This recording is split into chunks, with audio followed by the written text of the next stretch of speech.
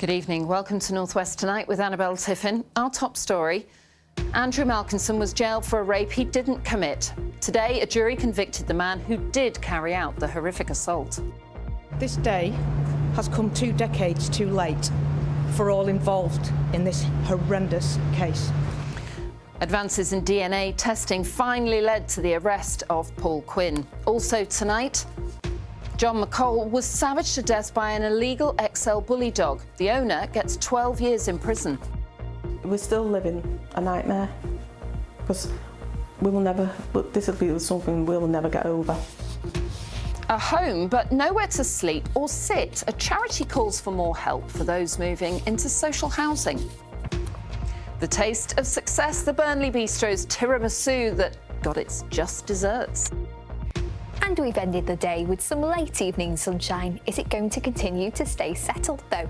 Join me at the end of the programme. I'll tell you all about the weekend.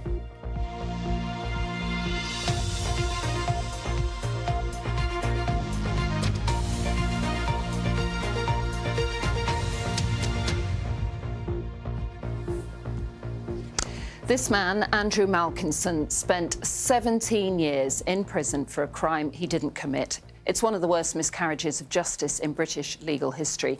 Today, a jury at Manchester Crown Court convicted the man who did carry out the horrific sexual assault. Paul Quinn is now facing a lengthy prison sentence. Well, let's join Andy Gill, who's at Manchester Crown Court for us this evening. Andy.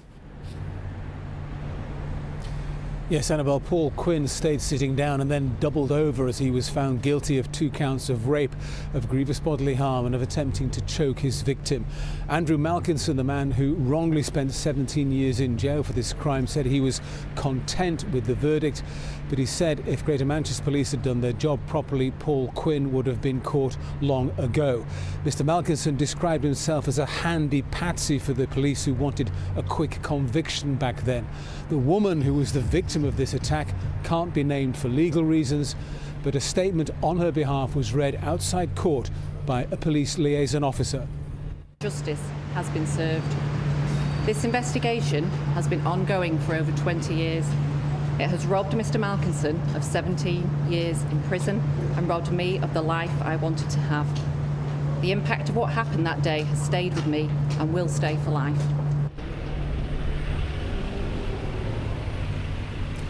Mr Justice Bright said the whole of the Manchester conurbation, the whole of the country knew the significance of this case.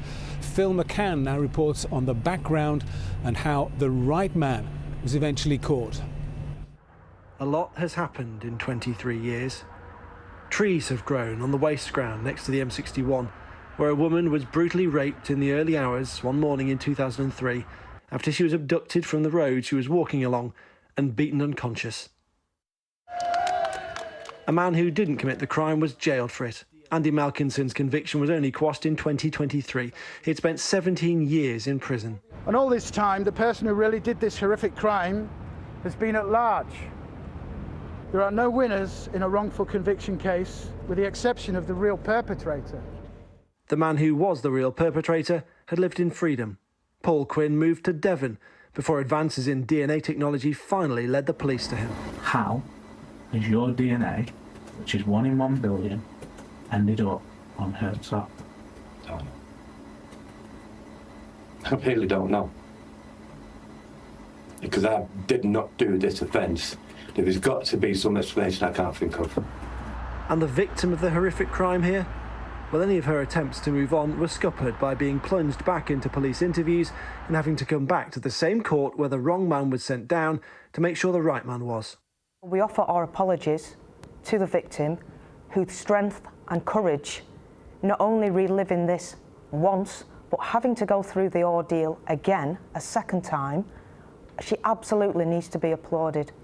But we are sorry for what she went through.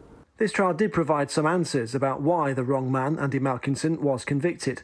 The victim told this trial she had doubts that he matched the description she'd given when she saw him in court in the first trial wearing glasses. But she said the police reassured her back then that she had the right man. The description also matched the way Paul Quinn looked at the time. He lived close by in Little Hulton. He frequently went out in Farnworth until the early hours. The scene of the crime is between the two.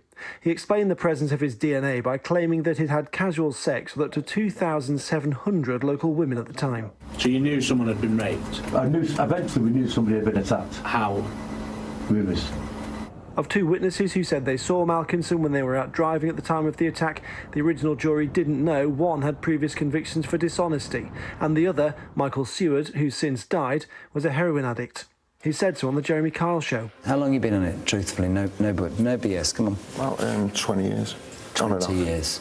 Malkinson's legal team questioned whether police offered to drop criminal charges he was facing if he gave evidence against him. Information Malkinson's defence said was not disclosed to them at the time, but should have been. We are aware there have been failings in this case.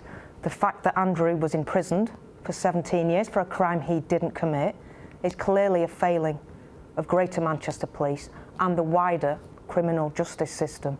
And for that we are absolutely sorry. We are determined that this cannot happen again. It was DNA that eventually confirmed Andy Malkinson's innocence. He was released in 2020, but a review later found he could have been freed after just 5 years when he was in his mid-40s, not his late 50s. That's if officials hadn't refused to do testing on clothing, which had been unlawfully destroyed by Greater Manchester Police, but had luckily been preserved in this government archive. There have been top-level resignations and even a change to the law after the truth came out about Andy Malkinson. But the man himself has never forgotten the original victim. I am so sorry that you were attacked and brutalised that night by that man. I am not the person who attacked you. But what happened to me is not your fault. I am so sorry that the system has let you down. It let us both down.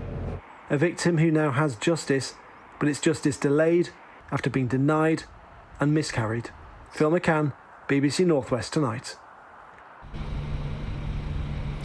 Well, this is not the last chapter in this case of miscarriage of justice. The police regulator, the IOPC, is investigating 5 former GMP officers and 1 serving GMP officer over their role in this. Paul Quinn will be sentenced in June. Annabelle. Andy, thanks very much. Next tonight, the owner of an XL bully which killed a pensioner in a savage attack has been jailed for 12 years. 84-year-old John McCall was attacked as he was walking back to his home in Warrington. He died from his injuries a month later. The judge said the dog's owner, Sean Garner, had failed to show any true remorse. Phil Cunliffe was at Liverpool Crown Court. This is how John McCall's family would prefer to remember him. An 84-year-old great-granddad described as kind and generous who enjoyed a pint. Mate, somebody keep a torch on that dog. Instead, they say that the horror of his injuries and suffering during a 45-minute dog attack left them unable to say a proper final goodbye. Not just him dying the way he did, it was the aftermath. We had to wait so long for a funeral. We should have spent the last night with him in his bungalow, at home with him, surrounded by his family, but we couldn't do that. Liverpool Crown Court heard that no one will ever know why Mr McCall wandered onto Sean Garner's driveway as he walked home along Bardsley Avenue. Garner claimed in court that Mr McCall must have opened this gate and led his hungry and unregistered XL bully out of a shed. Judge Brian Cummings disputed this and told Garner his control measures were meaningless. Police shot the dog, called Toretto, 10 times before the attack stopped. Officers who saw Mr McCall's injuries have been left traumatised. Just the worst that I've ever seen. For everybody that attended that scene, and I mean the neighbours, the witnesses, the officers, all the medical staff that attended, it was just awful. After the attack, police spoke with Sean Garner. You need to come home ASAP, like literally right now, you need to come home. But Garner went on the run instead. He told jurors that he'd been worried about being arrested because he was driving while disqualified. He turned himself in 2 days later. Judge Brian Cummings told Garner that from the outset you tried to lie your way out of it. Your apologies to Mr McCall's family are glib and insincere. The judge also said that the lengthy sentence reflected the distress and suffering to Mr McCall, whose facial injuries were so serious that the family were only able to see him through a blue surgical screen while they held his hand. He's no empathy, not even an apology. He's only felt sorry for himself. If at the beginning the family turned around and said they were devastated what happened, they were sorry, we might have been able to handle it a little bit better. But instead all they've done is blamed everybody apart from themselves. The police say the sentence handed down today will serve as a reminder of the dangers posed when dogs are not responsibly owned and controlled. But that is of little consolation to Mr McCall's family. We're still living a nightmare because this will be something we'll never get over. Phil Cunliffe, BBC North West Tonight, Liverpool. The UK government has halted assisted dying laws from progressing on the Isle of Man until changes have been made. The legislation, which would grant some terminally ill people the right to end their own lives, can't come into force until royal assent is granted. The UK government says key legal protections were not written directly into the bill. A series of amendments are now planned. The Rochdale-born radio presenter Andy Kershaw has died at the age of 66. Earlier this year, it was announced he'd been diagnosed with cancer. He was a familiar voice on Radio 1 for 15 years and was one of the Live Aid presenters in 1985. He went on to report for Radio 4, both on music and global conflict. Now, a sofa, a fridge, freezer, a bed, these are household items that most of us take for granted. But a North West-based charity estimates that 1 in 10 households in the North West are living without at least one essential item. It's now calling on the government to push social housing providers to furnish more homes. Anna Jameson reports from Oldham. Hello? People don't even have a bed. It's unbelievable because many people who come for furniture have other issues. So if you don't have a bed, it means you don't have food. You struggle for other things as well in your life. So, yeah, it is dire. It's not just the furniture you don't have. It feels like you don't have a home. Everything doesn't feel complete.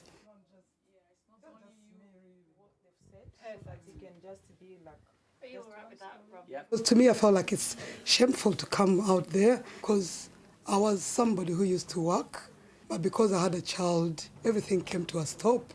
But I'm prioritizing the bills, the milk, the Pampers, but I don't have a bed at the same time.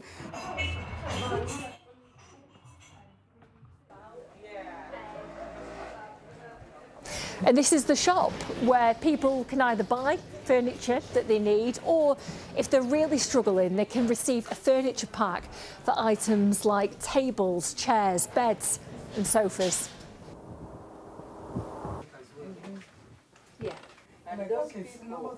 It was empty, nothing was in it, so we are desperate for furniture. She's like, oh, okay, we can help you with that. At that moment, she's like, okay, what do you need? What do you want? I'm like, for now, we need a bed.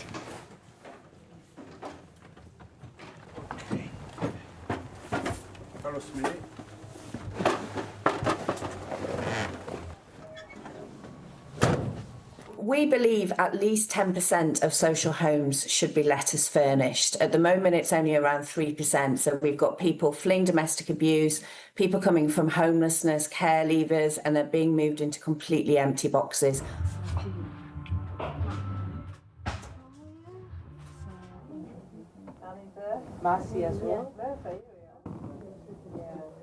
This place is changing people's life. You feel comfortable. No one is judging you. When they are walking in the furniture hubs, oh, you know what? I don't have a bed. I sleep on the floor. Before you know it, they are volunteering. Yes, it's really, really, really a very, very good place. How does it feel when you've helped somebody and you've delivered furniture to them? What does that give you? Beautiful. At least everybody needs a bed to dream on. And you can only dream when you're lying down comfortably. So I just hope everybody can get a bed to have to be able to dream. Sadly, we had some trouble with the sound there and you couldn't hear Anna's voiceover, but with us is Claire Donovan from the organisation End Furniture Poverty, which is based in Speke in Merseyside, and I think you can probably fill in some of the gaps, although we did get the gist there. Claire, I think people might be surprised to hear that 1 in 10 households in the North West don't have some essential items. Absolutely, yes. It could be a cooker, a fridge freezer, a washing machine, a child's bed, flooring, window coverings. This affects an awful lot of people. As we say, it hides behind front doors. Sadly, there's a stigma People are embarrassed. Well, and it's not just people moving into social houses then? No, it affects people across all housing tenures, from all backgrounds. You know, anyone can sadly find themselves in that position. But the area where we think we need urgent change, where we think we can make a difference, is in social housing, where only about 3% of those homes are letters furnished. So people are being moved into completely empty boxes, and we think that's wrong. Because people will often find themselves in very hard-up positions, and the last thing that they can afford to do then is furnish a home. It's expensive. The cost of furniture and appliances has more than doubled over the past sort of 10 years. So if you move into a property and you've got to get a cooker, a fridge freezer, a washing machine, all of those items I've mentioned, you know, it's a really large sum of money. If you've fled domestic abuse or come out of homelessness, you haven't got anything. And it's a huge mountain to climb to get your life back on track. What impact does this have on people mentally and physically? I think if you look around your own home, imagine the sofa not being there, going into the kitchen if there are gaps in the work surfaces where all those appliances should be, going upstairs and there being nothing on the floor to sleep on, your clothes in bin bags, day in, day out. It has a really grinding effect, having to hand wash your clothes in the bath, not being able to get a good night's sleep or prepare fresh meals. You know, it really does affect every area of your life. What advice would you give people that find themselves in that position? It's very difficult. I would say, first of all, speak to your local authority. All local authorities have some crisis and resilience fund money from the government.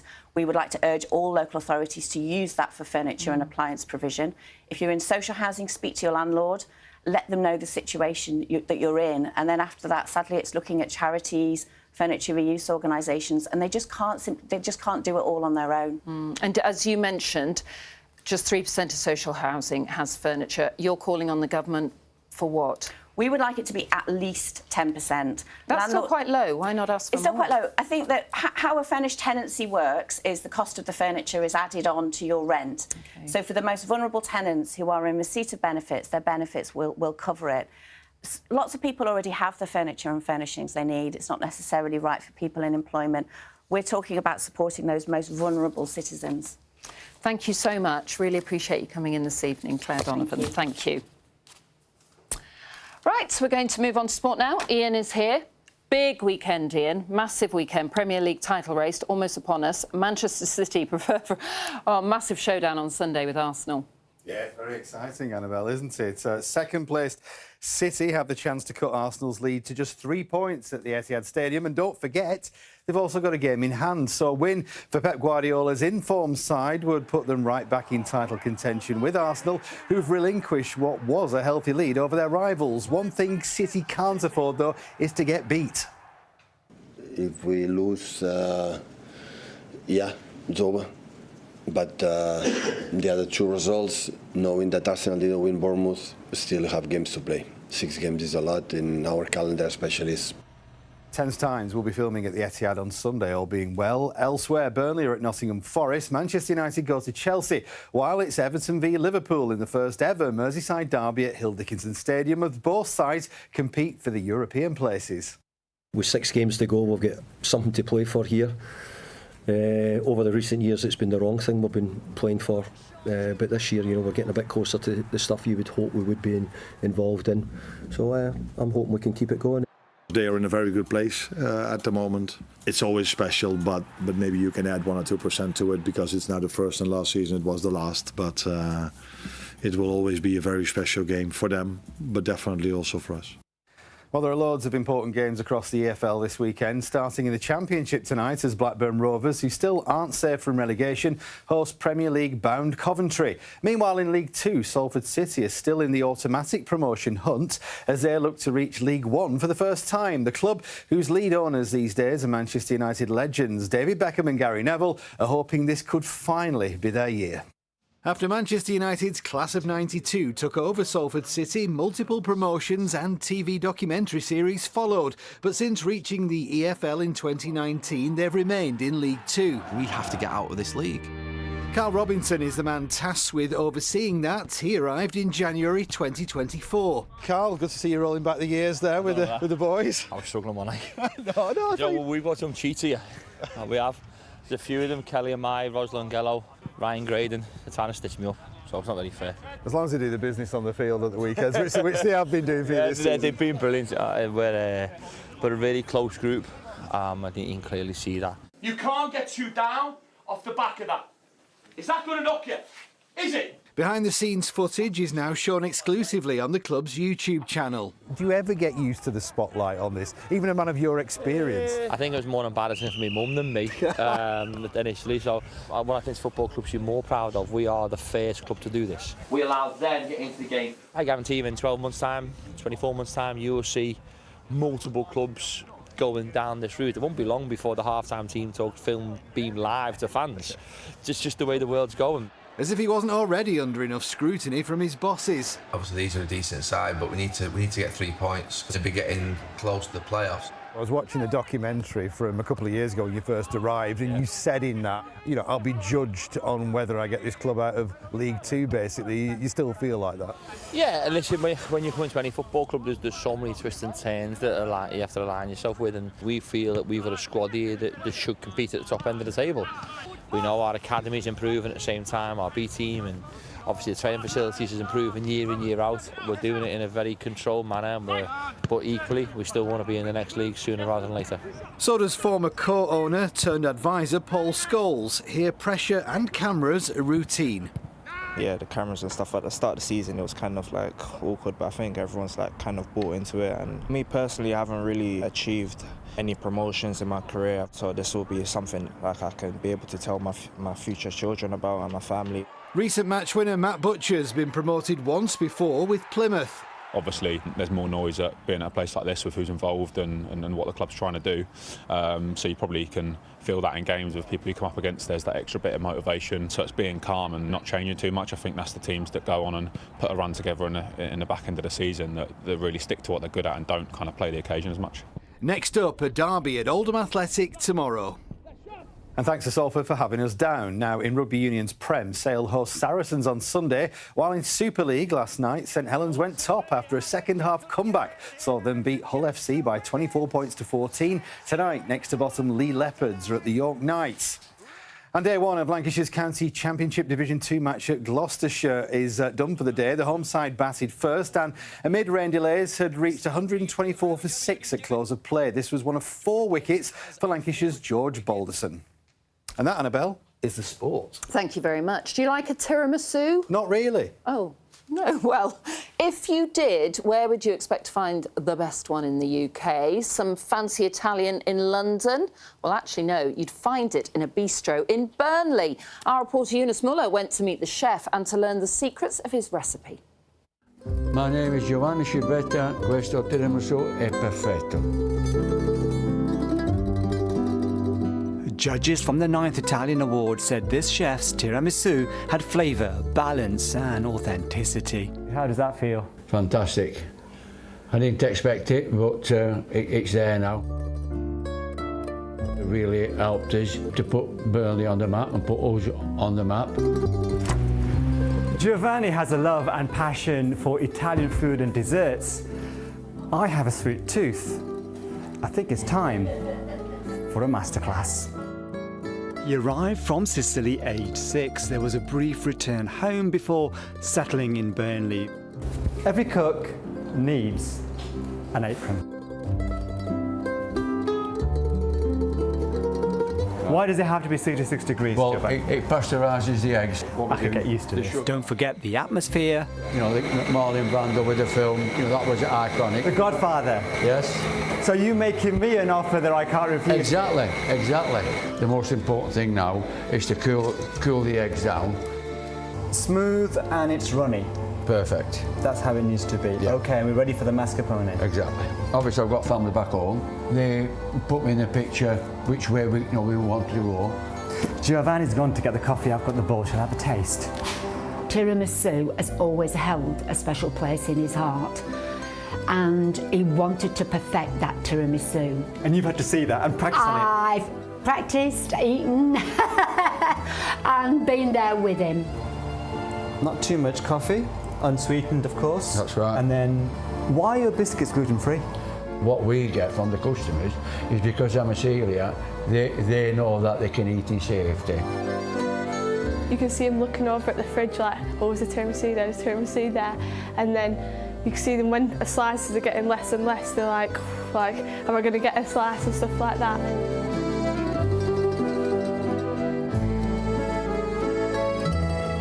you're telling me I can't eat that now? No, you can't, sorry. Why It's not? got to set overnight. It all marries together. And what's the beauty of that? Well, that's a tiramisu. Tiramisu. According to the Academy of Tiramisu, here's a claim you may not be aware of, that it can be an aphrodisiac. Now here's a question for you. How much of it shall I eat? Eunice Muller, BBC Northwest, tonight, Burnley. Well, I don't know, Eunice. That's up to you if it's an aphrodisiac. Molly, we were just saying, gosh, you can't eat it because you're gluten intolerant, but then it's gluten-free. I love that, catering for the gluten-free girlies. Fantastic. We love it. I have to get myself there. Anyway, today's weather. Plenty of rain first thing for many. We've had a band of heavy rain working its way eastwards across the region, but we've ended the day on a much better note. Plenty of blue skies and settled weather. Will it continue into this weekend, though? Thank you very much for your photos. As always, the details are behind me. So, the weekend then. It is going to be a bit of a fresher feel, cooler conditions. We're going to have some rain about, mostly on Saturday, not large amounts though. And we are going to have a bright and dry Sunday, but much more settled heading into the weekend. That's because high pressure is with us, and on Sunday it'll be right over the UK. And at the moment, it's looking like it's sticking with us for next week too. Tonight, though, we are going to have a few showers out there once that sun goes down. You can see mostly towards the likes of Cumbria. Further south, it is going to be drier. But a bit of patchy cloud as well, but a cooler night than last night. Temperatures between 5 to 8 degrees Celsius. Into tomorrow, we are going to have a lot of cloud about first thing, some brighter spells and some showers. Very scattered, though, and they won't be particularly heavy in nature, really. As we head towards the afternoon and into the late evening, plenty of sunshine on offer, unless you are on the Isle of Man, where it is going to continue to be quite unsettled. But you'll notice tomorrow it is going to be a tad cooler, with a bit more of a northwesterly influence, highs of around 13 degrees Celsius. Now, Sunday, it is looking like the better day of the weekend. Now, obviously, the Manchester Marathon's on this weekend too, so it is going to be a chilly start, a cold night on Saturday, temperatures in low single figures. A chilly start on Sunday. It's going to be bright in the morning, plenty of sunshine, and then clouding over into the afternoon, but it will stay dry. And then you can see into next week, temperatures are on the rise, and we should get some decent spells of sunshine, especially towards the end of the week. Annabelle. Oh, good. I love that. Look at that. Doesn't that look lovely? Yes. Although apparently it was sunny this afternoon, but we were in here. We were in here. We were here. Anyway, have a lovely weekend, whatever you're doing. Bye-bye.